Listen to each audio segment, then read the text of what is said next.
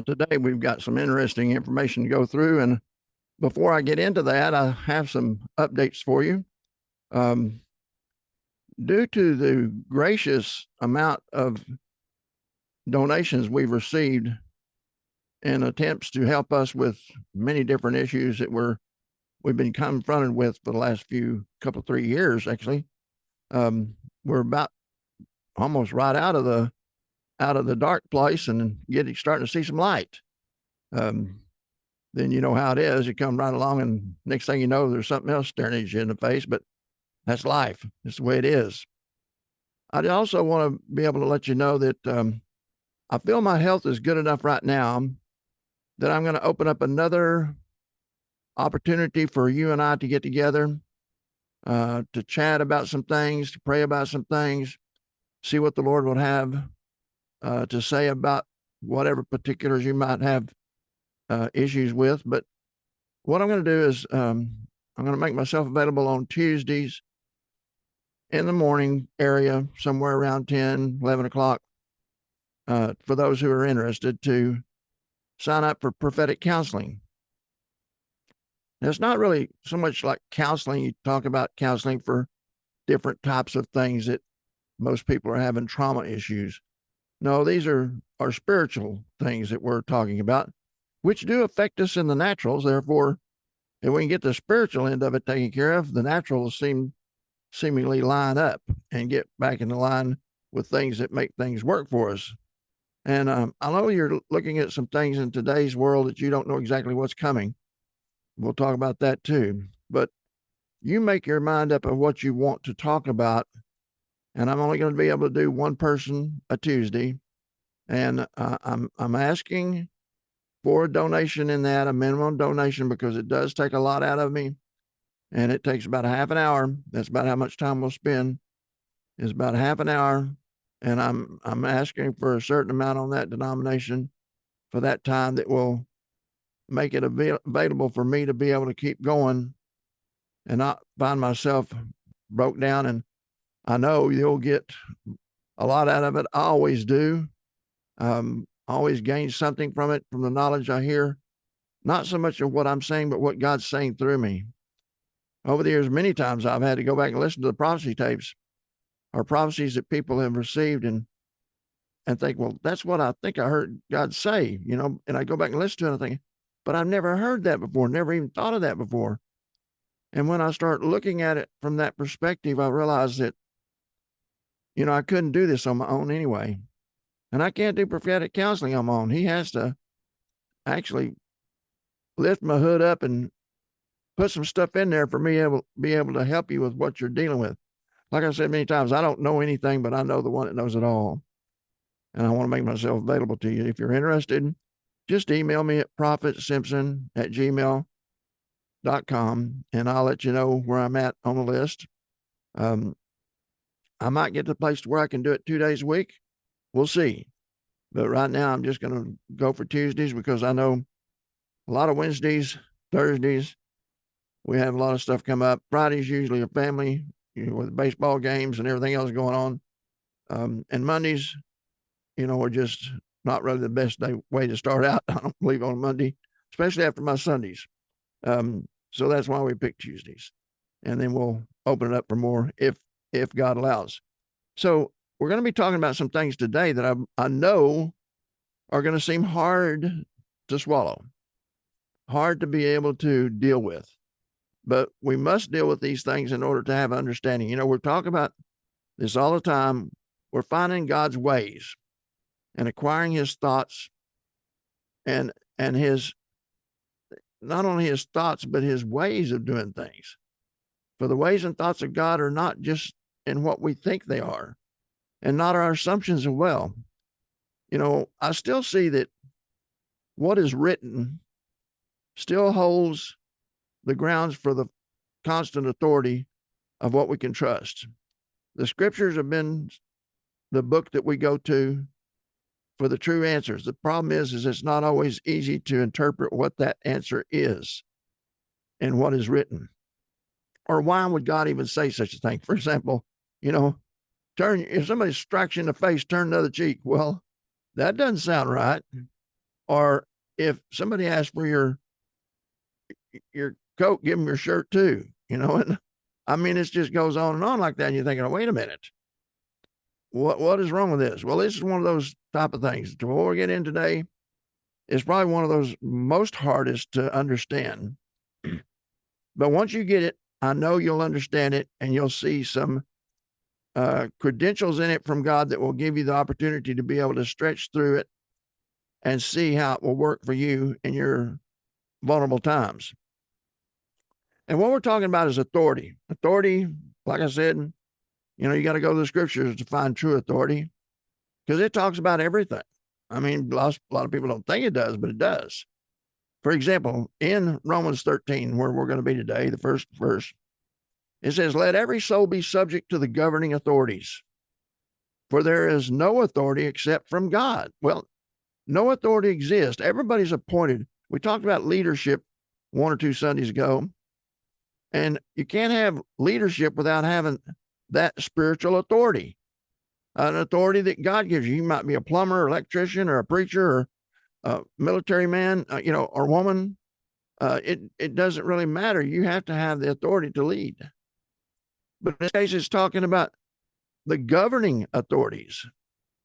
For there is none except the authority of God. The authorities that exist are appointed by God.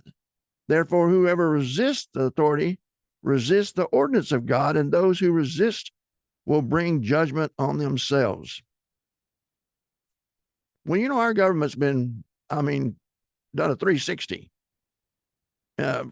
Every 4 years, sometimes it does a measurable reverse of everything that we went through the first 4 years. Promises are made to other countries, and then the next regime comes in and it doesn't honor those commitments anymore and make their own. And in the meantime, we're like the tail on the back of a donkey. We're getting swung around, and we never know what we're going to be able to do beyond that 4 years. Sometimes even in the middle of the 4 years, whoever's leading all of a sudden gets an epiphany that they're going to do it differently and change it up midstream. Or they're just lame duck. They do nothing. It just keeps rolling right on. So what we're going to talk about is a little bit deeper than just that first couple of verses. We're going to go through all the way to the 7th verse, but let me just read this part for you. For rulers are not a terror to good works, but to evil. Do you want to be unafraid of the authorities? Well, sure. Do you want do what is good then? And you will have praise from the same. For he who is God's minister to you for good. But if you do evil, being afraid, for he does not bear the sword in vain, for he is God's minister and avenger to execute wrath on him who practices evil. Therefore, you must be subject not only because of wrath, but also for your conscience sake. And, you know, I looked at that and thinking, okay, God, you're not talking about just people in government. You're talking about avengers of ministers who bring forth the actual punishment or apprehension, whether it be arrested by a police officer, whether it be pulled over to get a ticket, or whether it be instigated into an investigation and they question you in that little padded room, and you have to be put on the spot and be truthful. And the Lord's saying here that we must follow these authorities. For because if this is you also pay taxes. You mean even the IRS gets in on this? For they are God's ministers, attending continually to this very thing. Render therefore to all that are due. Taxes to whom taxes are due, customs to whom customs, fear to whom fear, honor whom honor. So we have to honor those that actually come and mess up our day. They can be a horrendous Monday morning for us.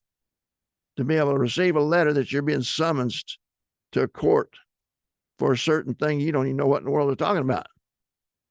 Maybe it's just something you heard about, or maybe it's something you know deeply about. But the fact is, we've gone through some things here recently, and you're wondering, how could this authority be of God? These things that have taken place in the last 4 years just don't seem quite right. Actually, longer than that. There've been, there's times where we look at things and we wonder, how in the world could this be right? There's people today looking at the ICE and FBI and local police and National Guard are all out in the streets in some areas, rounding people up who came in the country illegally. Well, you're thinking, well, that's illegal. But yet the government said they wanted them to come, and even took great expense of tax dollars to fly those people in by the thousands, by hundreds of thousands, to where there was somewhere, some say 20 million people were brought into the country that were not American citizens. And God says, you have to give honor to that. You have to give honor to breaking the law when they're supposed to obey the law as well. Everybody says no one's above the law, but yet we see the law being played with all the time. But those who are in authority obviously have the ability to do that, and God's oversight to do so. Which leads to a point you wonder, okay, well, what is going on here? How is this working? How does this work? I remember when I first ran across this passage of scripture dealing with authority and the government and those who police us and those who tax us. I looked at it and I thought, this is very interesting to me because, I've had a lot of things happen to me and I thought, this isn't right. This was wrong. But yet I knew that I knew in my knower, this is what God wanted. And I thought, makes no sense to me, but it's not about me. It's about him. What does he want to do? What does he want to do with me? What is my life living for? I'm either living for Christ or I'm living for me. If I'm living for me, then I'm going to have a real hard time raising myself out of that grave. I'm going to have a hard time finding heaven on my own. Because, the only door that's open to us is Jesus. And if you're not going to follow him, you're going to be lost. And if you're lost, you'll never get your way into heaven. So I'm saying, okay, I'm looking at this thing, Lord, I'm thinking, what am I going to do? Now here I'm getting a little personal. I'm getting very personal, leaving a lot of stuff there out on my collar and on my cuffs to let you know what goes on the inside of this fellow talking to you. It's been quite a few years. Oh, I'd say easy 45 years ago, when I was in banking, that I had an issue in a hospital that caused my memory and my ability to be able to function as a bank president just went to nothing. And I was just floundering around trying to make it work, and it wasn't going to work. So I had to resign. But in the process, a whole lot of stuff started happening. I learned later why all this happened to me. It was God all along. And you're thinking, how could that be possible? Well, just hold on. I got some things that are going to really blow your socks off here in a minute when you find out what God said about these sort of issues. But my first day going into the penitentiary, the federal penitentiary, I was asked if I would bring forth the message in Sunday chapel. Well, I thought, yeah, I guess I can do that. I'd never really preached in front of that many people before, but I had brought the message before in the church that I went to. And so I thought, what am I going to preach it on? Well, I'm not very smart. I tell you that right now. But this is the very passage that I preached on that Sunday morning to a bunch of convicts. Let every soul be subject to the governing authorities, for there is no authority except that from God. And the authorities that exist are appointed by God. Well, that don't go over too good with them boys. They didn't like that at all. But yet, for some reason, they got real interested in finding out where I was coming from. And I didn't know where I was coming from because I didn't even know where I was going. Where are you taking me with this, Holy Spirit? And eventually it all came together to where it started making sense.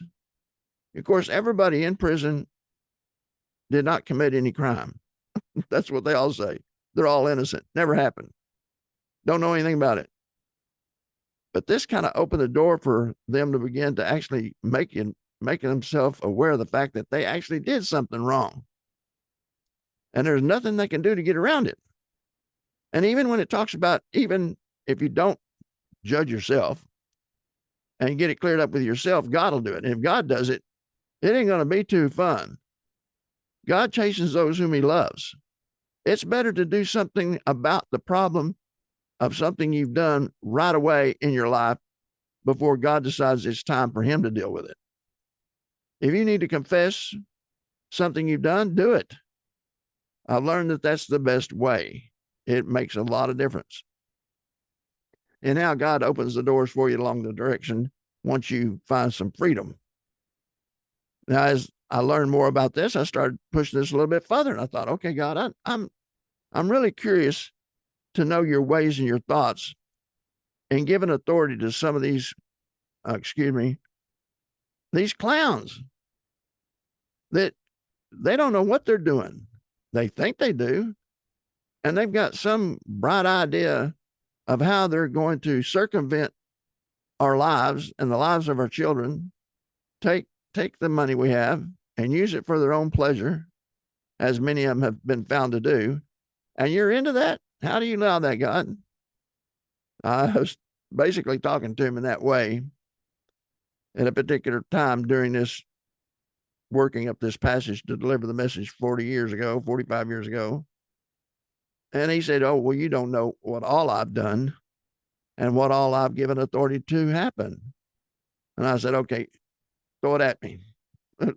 Let me see what you've done that's supposedly going to make my mind understand what your ways and your thoughts are in this issue. And he said, have you considered Hitler? Hitler? You mean you're saying you gave him authority to do what he did? And then he said, did I not give opportunity for those people of that time to ask for forgiveness, to receive my son? Did I not tell them that if they are judging themselves in the parable of the vineyard? When I asked them what they would do to those who came in and robbed the vineyard and beat the owners and managers of those vineyards, who were the prophets and the apostles that I've sent to deliver my message, and yet they killed them. And I asked them what they would do, and they said we would murder them, because they said we would murder the Son of God when he comes to collect the rent for us using these vineyards to profit off of them.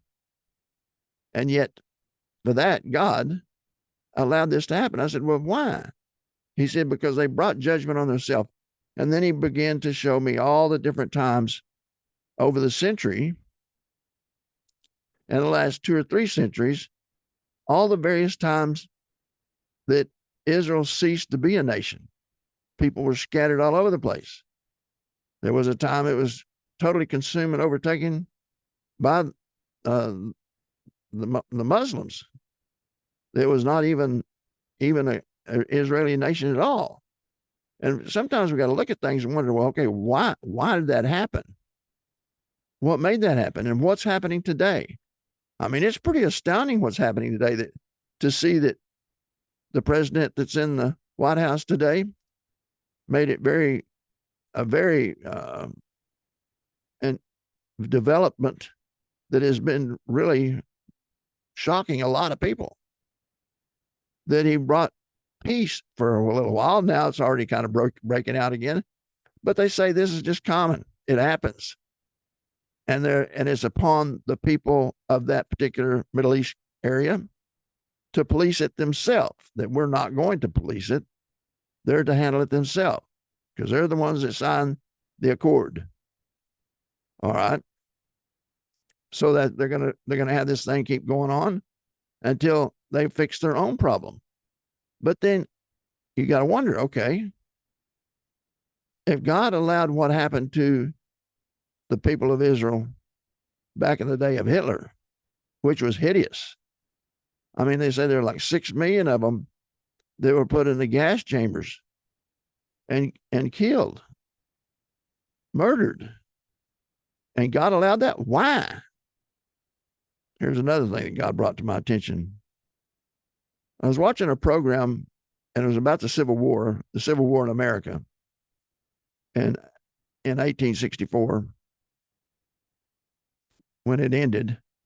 But in that war, there was a battle taking place, and I don't remember which one of the battles it was, but a lot of men were being slaughtered. I mean, a lot of people died that day. Over 1,000, might have been 2,000. I don't remember. But all of a sudden, and you can have a vision watching a program on TV, all these spirits started coming up, and the angels met them halfway in the atmosphere. And the angels were rejoicing as they took them to heaven to enter the gates. So I thought, well, Lord, why are they, praising these people for dying like they're dying? The Lord said it is a good time that heaven is to grow. And now they have come to reap the harvest. Did I not say that I would reap a harvest? And am I not going to reap a harvest even today? Every day that goes by, I come for more and more and more people at a time. And there's been literally millions of people die in tragic war. But the way God's made it, that's part of the process.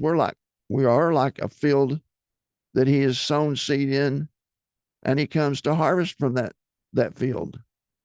And the way He harvests us is He takes us up out of this body, takes our soul and our spirit, and puts it in a new body that'll last for eternity, and puts us in a place that is, I guess, expeditiously more more attractive, more genuine, more peaceful, with no sickness, no disease, no tears. We don't know exactly what it's going to be like.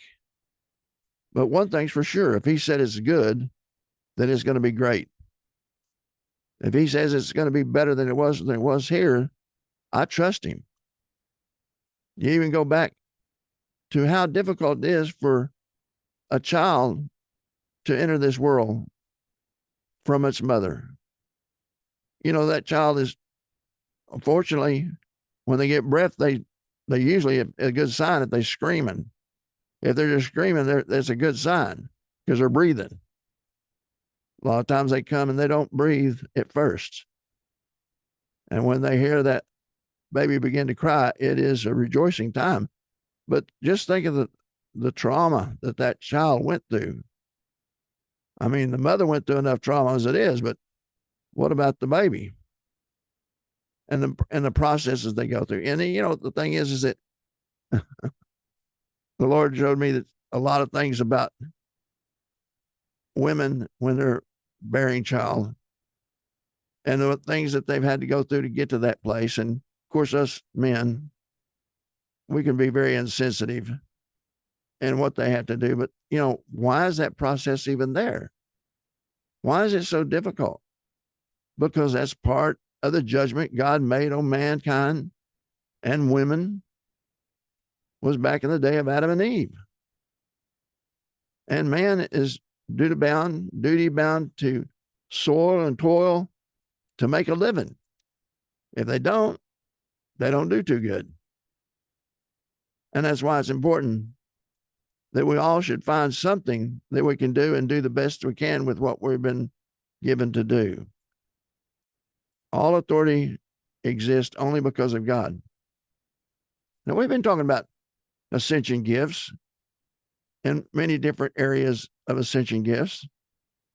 One is prophesy by the measure of faith, leadership, lead with diligence.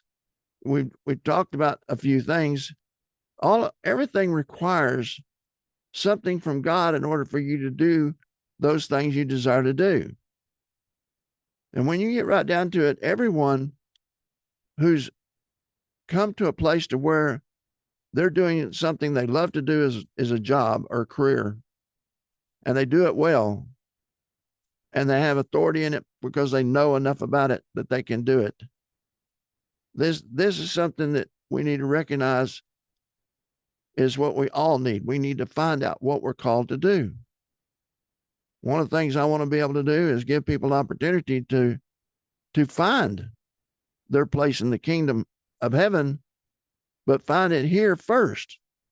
Because once you find what God's called you to do here, it's much easier to begin to start seeing what you're going to do for eternity. I know a lot of people think we're just going to sit around on a cloud strumming some harp, and that's not so.